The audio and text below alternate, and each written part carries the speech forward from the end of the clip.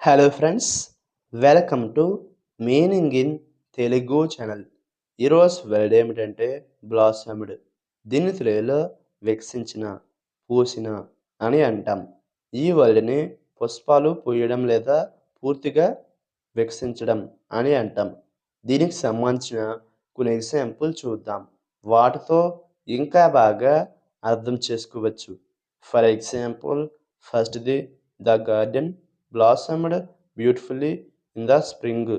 అంటే తెలుగులో వసంతకాలంలో తోట అద్భుతంగా వికసించింది. దీని next example and final example, their friendship blossomed into a deep bond. అంటే తెలుగులో వారి స్నేహం లోతైన బంధంగా వికసించింది.